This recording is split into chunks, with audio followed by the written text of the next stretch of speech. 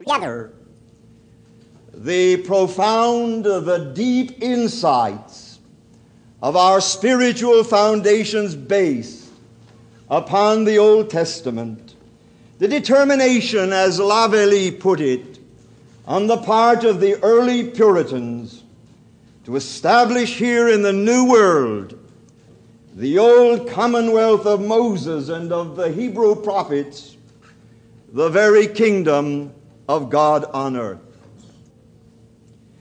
Therefore, there can be no American democracy without these spiritual concepts.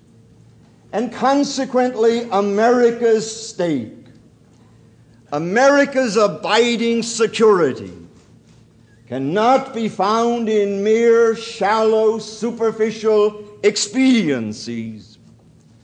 It cannot be found in mere temporal balances of power.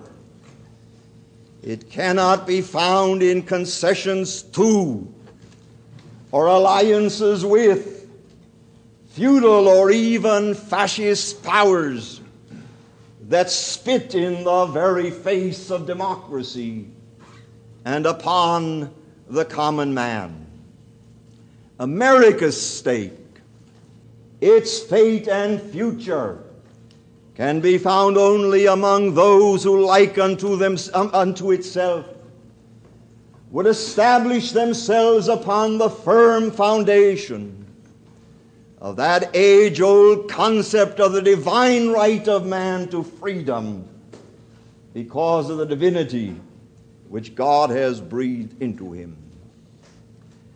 Such a spiritual ally of America is Israel. I know that the very phrase that Israel is the bastion of democracy in the Middle East has been so frequently repeated that it cannot but bring a certain smile of cynicism, a frown of boredom to every one of us. But it is in no superficial sense that I would speak tonight about Israel as being a bastion of democracy. I do not refer to Israel as a political ally, which when the chips are down will rally to our side, will mobilize its men and its women too, all the hysterical picketing of the fanatical fringe of the super-Orthodox notwithstanding, will rally its men and its women too and its resources to the defense of democracy. That it will do. And I agree with George Fielding Eliot, who said last night that we will find in this Israel a firmer reed upon which to lean than those who stood idly by or pandered to all comers. But it is not in this sense that I speak of Israel as the bastion of democracy. I refer to something far more rudimentary and ultimate. I refer to the fact that notwithstanding the impression of many superficial tourists who have come back to tell us of the seemingly patent lack of religion in Israel, that Israel is far from being without religion, that Israel is founded upon and steeped in the religious tradition. To be sure, some of the early pioneers rebelled against certain aspects of religion, precisely as the Puritans in America revolted against certain pietistic ecclesiasticism, which they also knew.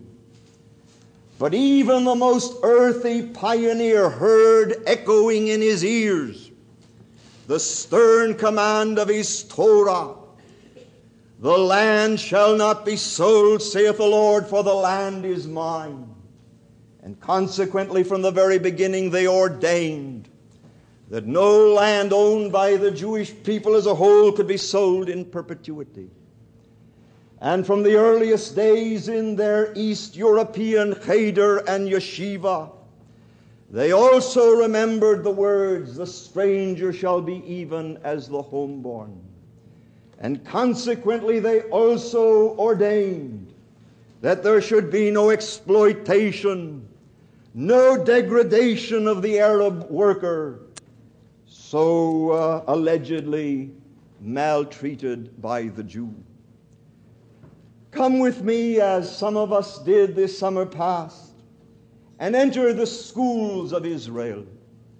And while you will find there many modern texts on mathematics and chemistry and physics, you will find that the principal textbook of the children of Israel is still the Bible. Go with these children into the countryside on cross-country hikes, and you will find the Bible tucked away in their rucksacks. And their teachers will stop them at certain places in the country and will tell of the deeds that were performed in that particular spot in days of old.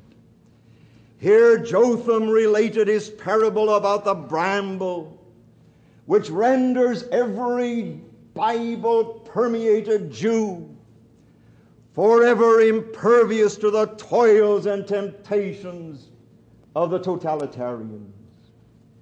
Here the prophets preached and the psalmists sang their immortal songs.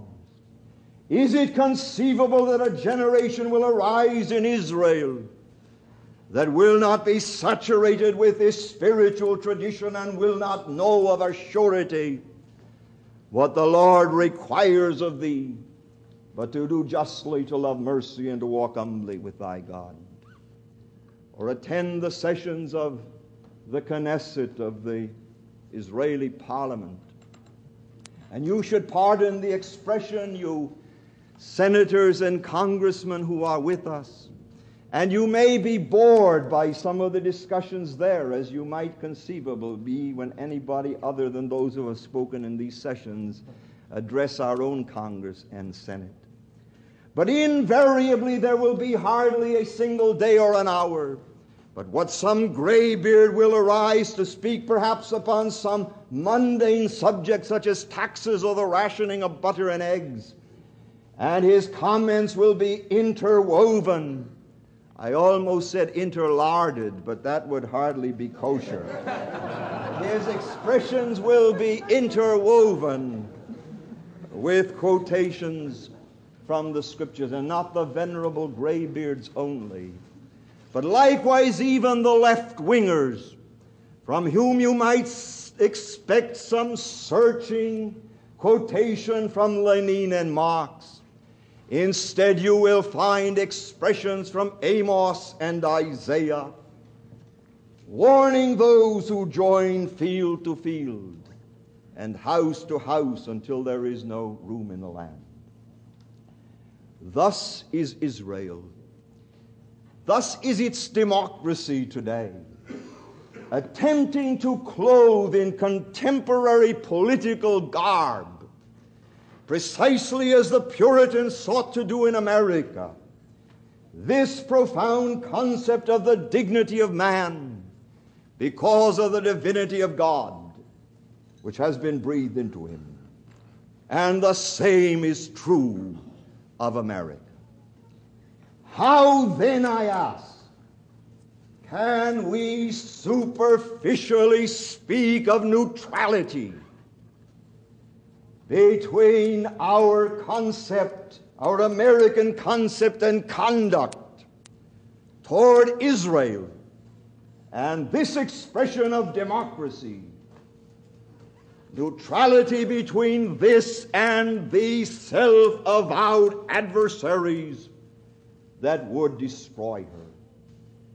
How can we condemn those who are accused of being prejudicially pro-Israel and at the same time commend those who would juxtapose this expansion of democracy in Israel with that alleged realpolitik which requires no ethical distinction between one ally and another?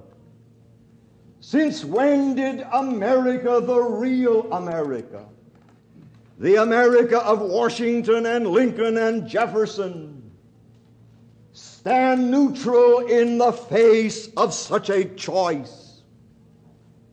I have no patience with that tiny, insignificant segment of my own co-religionists and some of their Christian compatriots who would denounce those of us who would guide, yes, who would even goad our government into rising once again to its high-born part as the champion of smaller and weaker peoples, and themselves at the same time speak soothing and syrupy words of encouragement to our State Department to maintain an impassive and Buddha-like neutrality, who write letters to the editors berating some of us as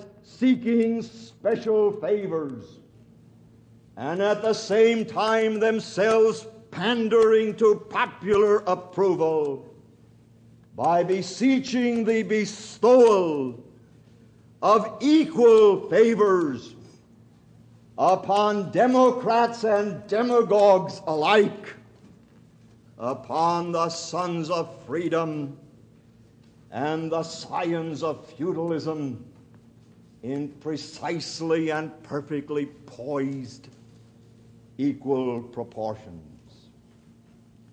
In my judgment, there can be no such sterile and stagnant neutrality between the Hebrew concept of the dignity of man because of the divinity with which he is endowed, which takes on political form both in American and Israeli democracy, and those who would destroy it.